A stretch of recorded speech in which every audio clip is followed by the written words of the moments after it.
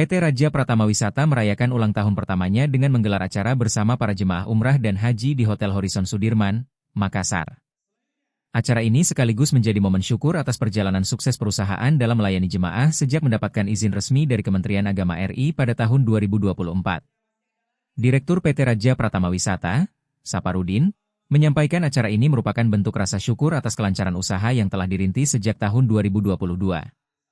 Sejak berdiri, kami telah memberangkatkan banyak jemaah dari Sulawesi Selatan dengan berbagai paket perjalanan yang menarik, ujarnya.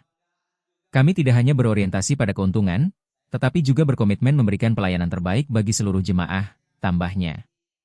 Acara ini dihadiri oleh para jemaah yang telah berangkat bersama PT Raja Pratama Wisata, serta calon jemaah yang akan melaksanakan ibadah umrah.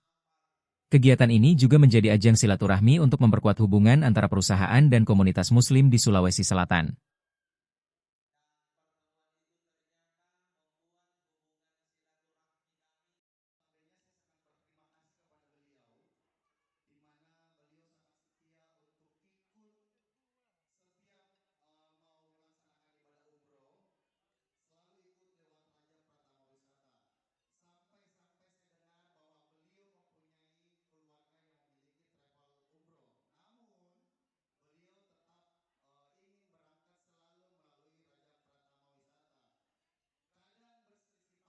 Download Tribun X sekarang, menghadirkan lokal menjadi Indonesia.